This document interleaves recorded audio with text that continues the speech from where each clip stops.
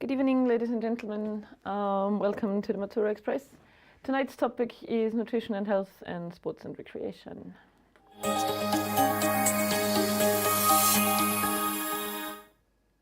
Okay, as my very nice introduction said, that is tonight's topics. The presentation or my talk, whatever we want to call it, is split into two parts, health and nutrition and the food pyramid.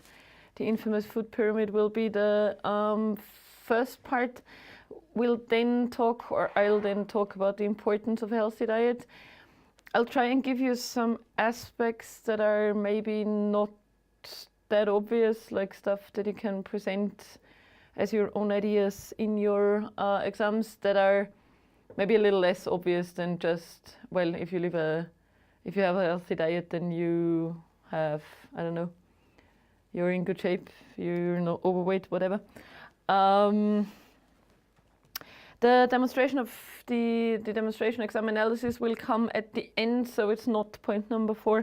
There will be 2 demonstration exams towards the end of the exam that I'll show you. We talk about sports and recreation, briefly about the definition of what recreation is, why it is important, why it is an issue. It is related to work in your book, so recreation and work kind of go together, work-life balance and so on and so forth. I'll quickly talk you through a list of popular sports in Austria. The list is based on statistics that I found.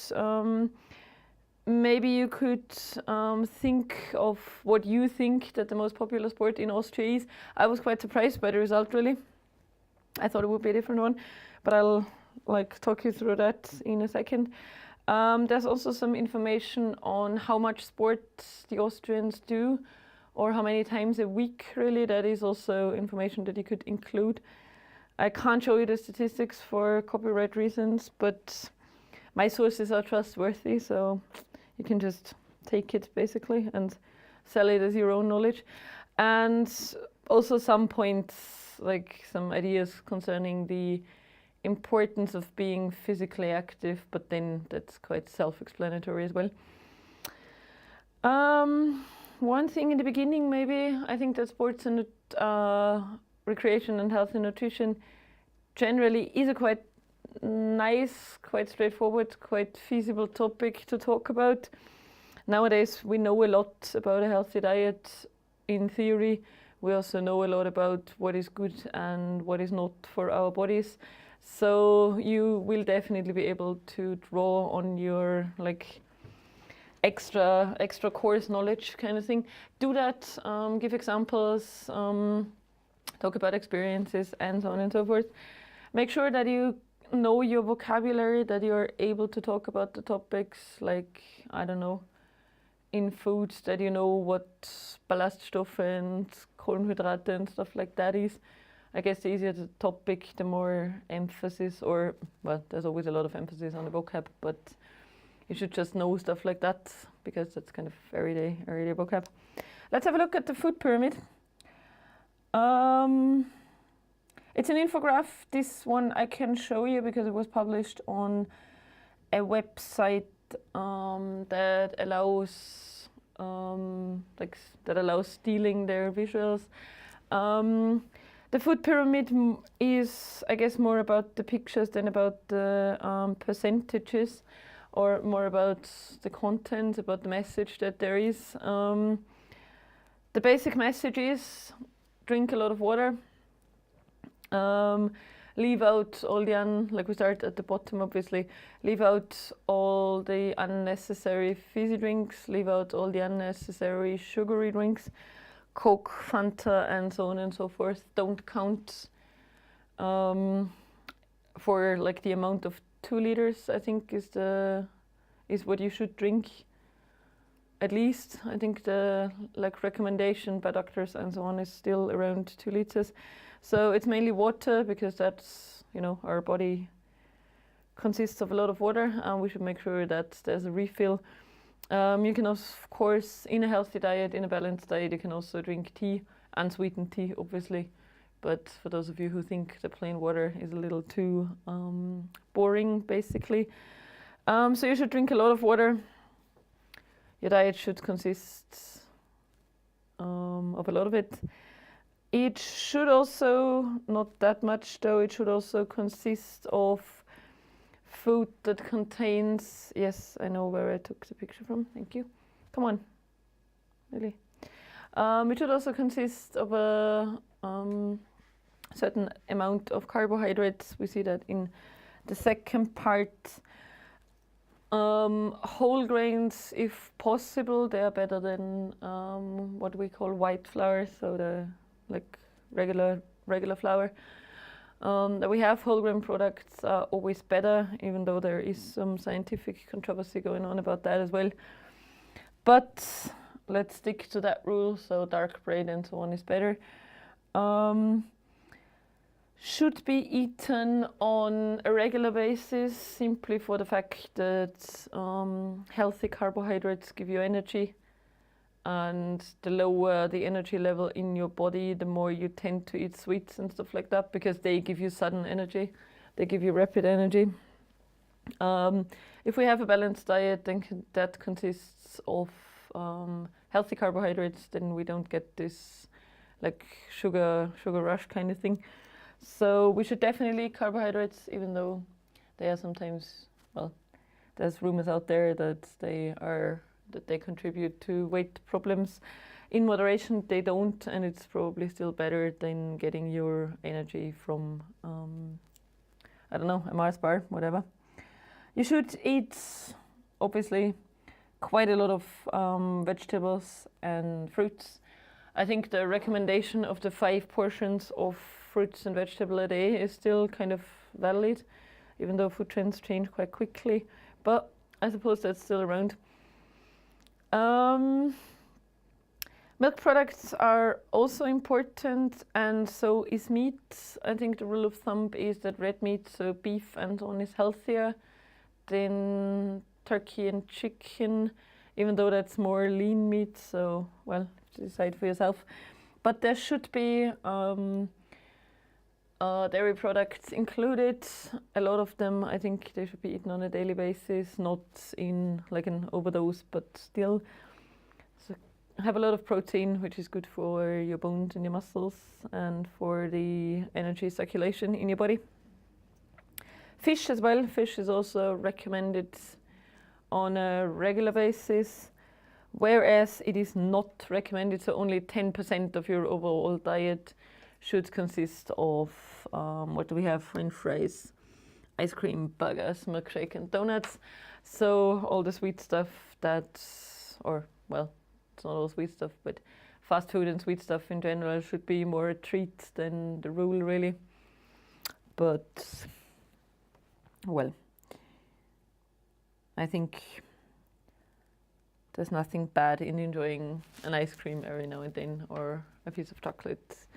But so, as I said, most important thing, drink a lot, which also leads me to the next point.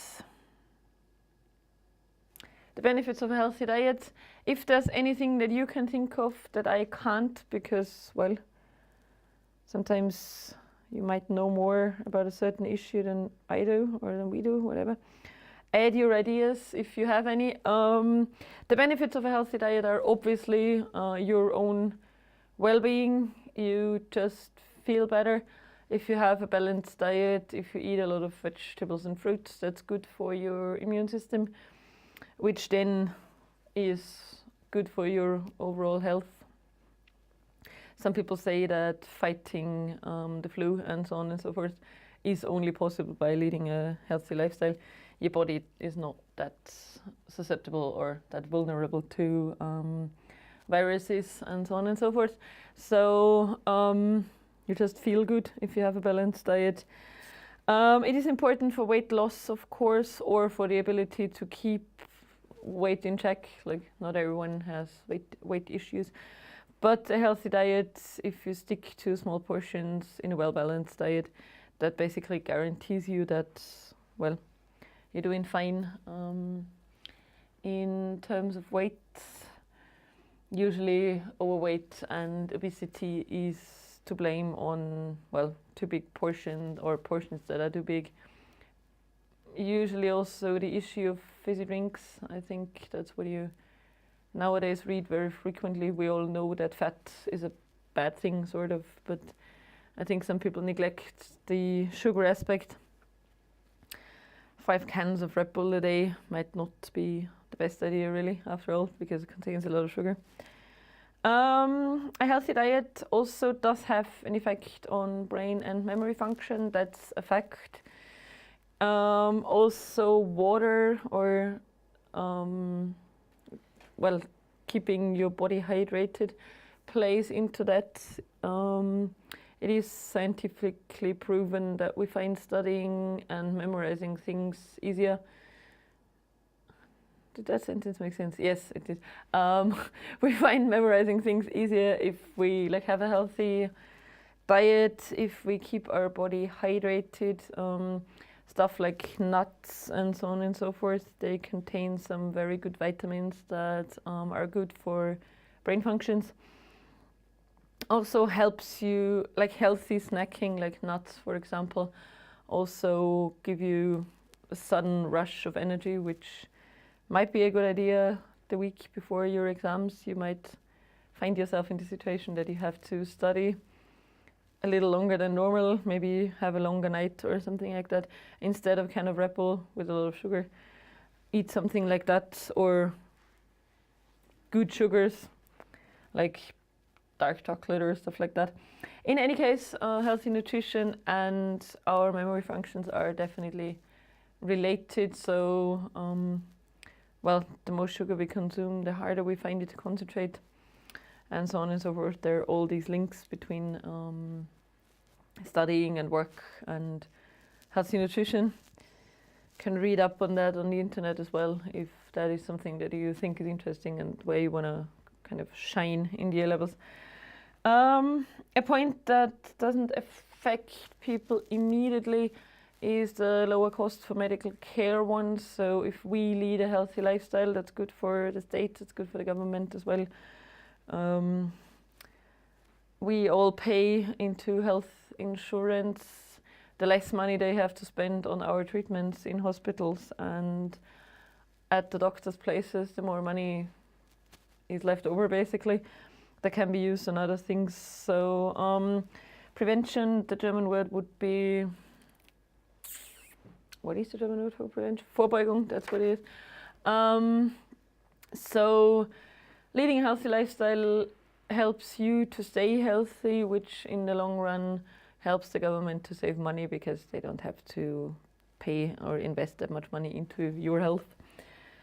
And of course, some other points, if you lead a healthy lifestyle, or if you eat healthy, and if your general feeling, if your feelings about your body are good, you tend to have a higher self-esteem, which then also leads to more motivation for sports, I guess. I think there's all a cycle kind of thing. If you're a healthy person in general who cares for health a lot, one thing leads to the next. Yep, that moment when you drop your fancy pen. One thing leads to the next, so healthy lifestyle and healthy eating and sports are definitely interconnected. Use the point with the brain and the medical care, write it down if you think you won't be able to remember. I think it gives you something to talk about in the A levels that is a bit more, that has a bit more content than only saying, well, if I eat healthy, I lose weight, kind of thing. That's a quite shallow argument, really. Moving on to sports. A very inelegant transition, really. That's the most popular sports in Austria. The statistics interview people about their sports habits, not on a professional level, but on a fun level. So what people do for sports and recreation. Maybe we should clarify the recreation point first. I think the German word, or the closest German translation, would be to recreate is wiederherstellen stuff, something like that. That's also the idea. So the time that you spend on recreation is the time where you try to get some energy back into your body, like recharging batteries kind of thing. Sport is a very good way of recharging batteries, I suppose. A bit more active than recharging batteries by binge watching Netflix or whatever people do for recreation. So recreation is related to well-being and nowadays also to the work-life balance. That's something that you have definitely talked about in your courses as well, related to the topic of work. So what do people do if they get really stressed at work? How can they like let off some steam, get rid of all that pressure that we nowadays have in our working lives?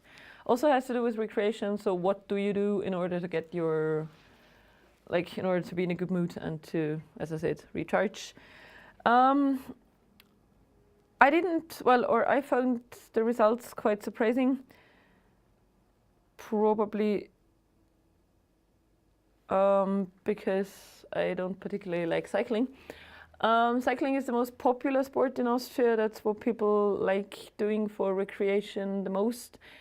I don't know, my idea was that people consider it cycling if they just go back and forth between work on the bike. I thought other sports were more popular, but then no. So cycling is popular in Austria for recreational purposes. A nice cycle trip to somewhere on the weekend, I suppose. Closely followed by running, which is also very popular. Running in the sense of jogging. So I think in the statistics we were talking about a distance of more than 3 kilometers. I think that was the margin, so proper running in that case. So that's what the Austrians also do for recreation, for fun, basically, for like letting off some steam. Hiking, of course, very popular, especially in the Western Bundesländer, of course. Nordic walking, still, I think it was, I always thought it was a trend like 10 years ago. Seems to be popular still, so people would definitely name that as some sports that they do for recreation. Aerobics, the gym. I thought the gym was more popular than it actually turned out to be. I think the statistics said something about only 4% naming the gym as something they do for recreation, something they enjoy, sort of. And soccer is in the last place of all the sports that were listed, with only 3%, which I thought was surprising. I always thought that soccer is more popular, but then I was probably drawing conclusions from, I don't know, my circle of friends. Many of them would play soccer. So, or we only like watching soccer, I don't know. But as I said, I was quite surprised by the soccer fact and by the cycling fact. The rest kind of, oh yeah, skiing. I left out skiing. I also thought skiing was more popular, but then it was a global, like it was a study that was done all over Austria, and there are some places that probably don't go skiing that much or don't think about it that much. Definitely what I do for recreation. So you could use your own experience here. So telling people what you do for fun, for recreation, what you do so as to get some sort of work-life balance. I'm pretty sure many of you have very busy jobs. So this would be a topic that gives you something to talk about as well. How frequently do the Austrians do sports? I was also quite surprised by the results here, because I think compared to many other countries, Austria is a very sporty country, or at least that's the impression that I have. Most of the people I know would at least do 1 or 2 sports on sort of a regular basis, but then that doesn't seem to be the case for everyone. At least once per week, we only have 31%, which is not that high, I think. I think most of us do sports at least once a week, but that was the highest percentage. 2 or 3 times a month is like at around 14%. Seldom, which was according to the interviews, it was once per month, was 27%, and there's still 28% who said that they never do sports. And the rest was ambiguous answers that you couldn't really make any sense of. Like there was also one category basically saying, well, I do sports as like in January and February because it's a New Year's resolution, Neujahresvorsatz, but then I drop it again. So there were some people who didn't give a clear answer. But yeah, I thought 31% for the regularly, at least once a week, is quite low. But obviously I was wrong about the sportivity.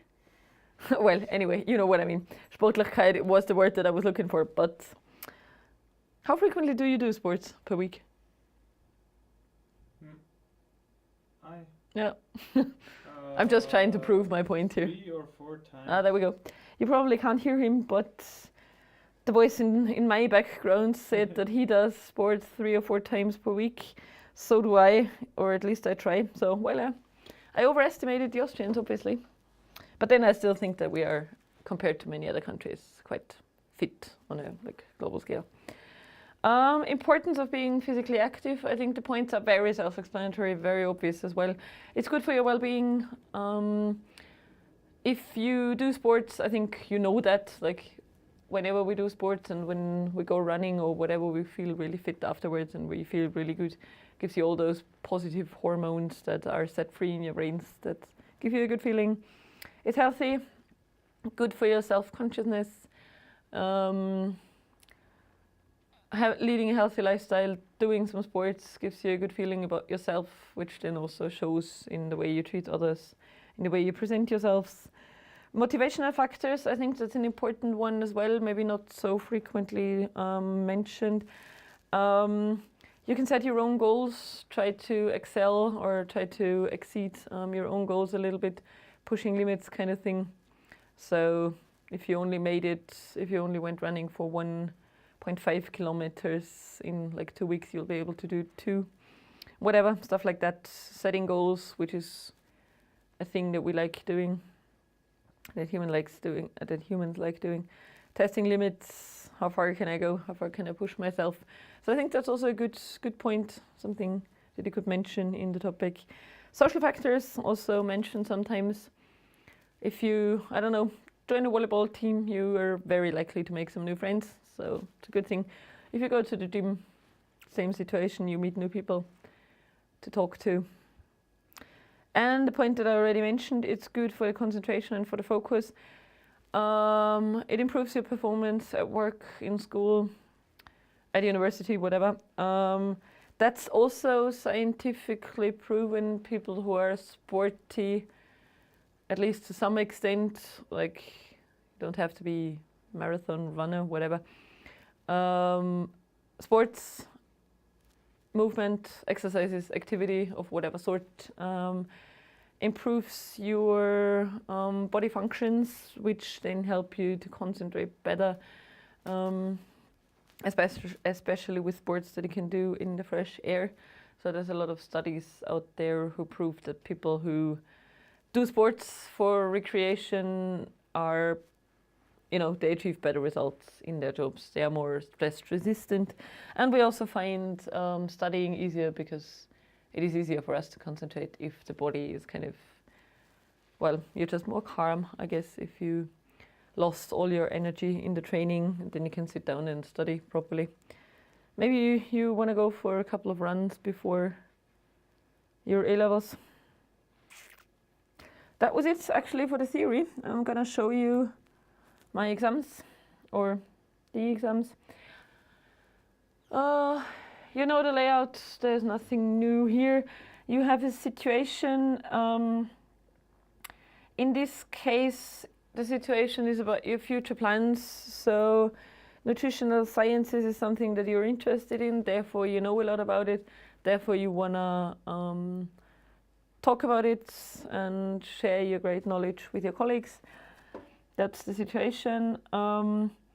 You talk about healthy living in general. What does it mean for you? So what is healthy living according to you? How would you define it? Like, what is the definition of a healthy lifestyle? What does it englobe? So in this case, it would be sports, it would be healthy eating, it would be, well, many factors actually. Recreation as well, a good work-life balance, so you can pack a lot into that. Some bad dietary habits, people in general have that we may not think about. That would be stuff like the fizzy drinks, for example.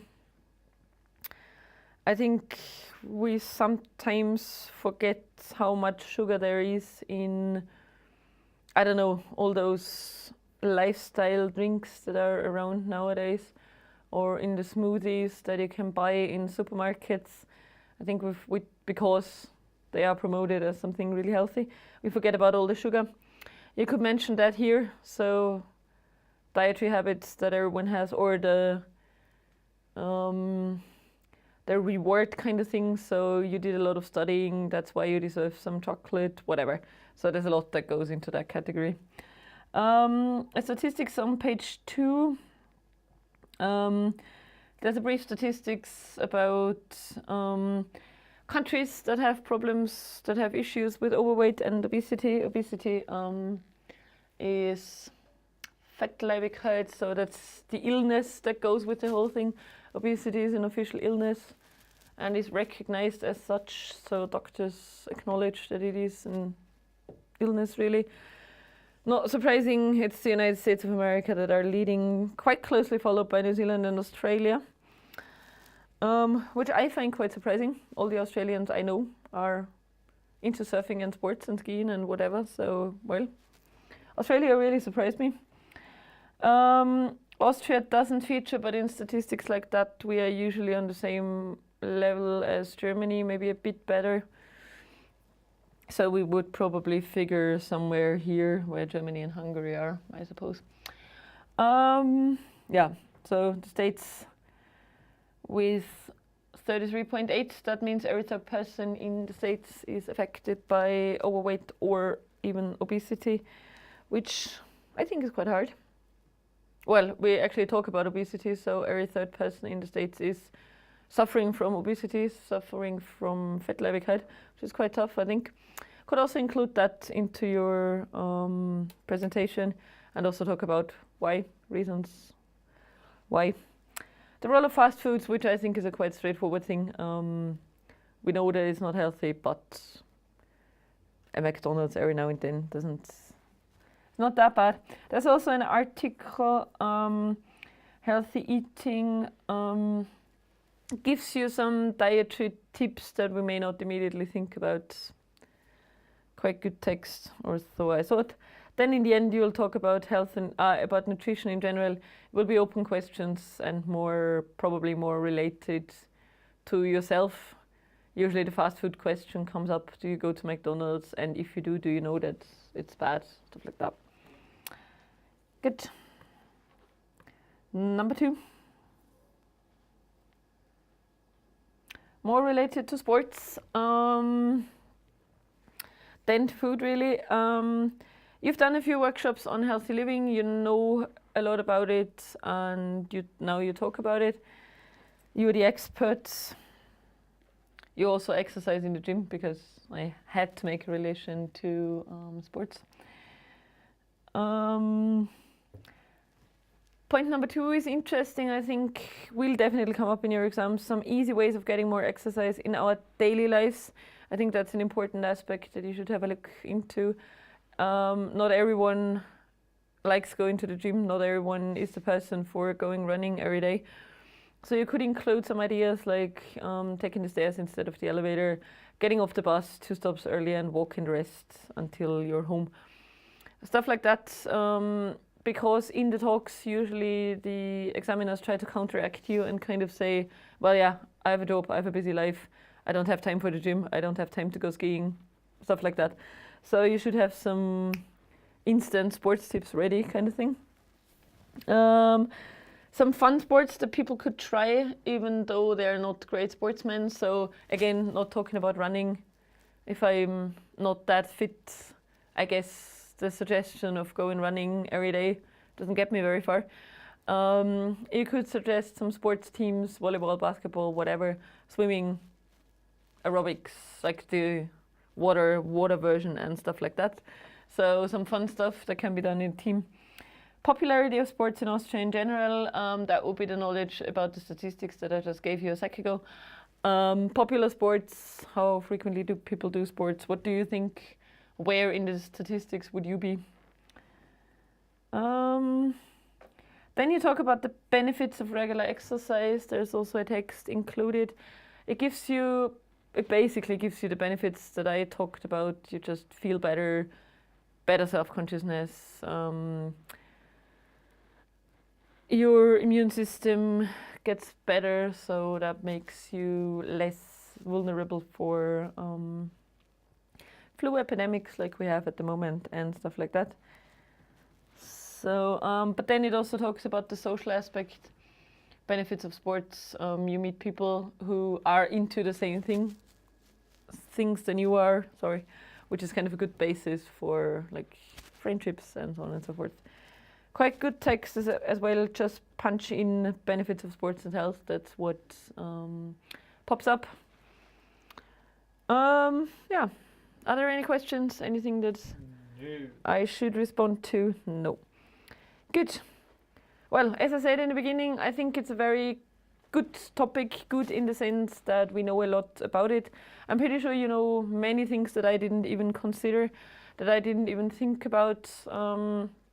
If that is the case, feel free to let us know.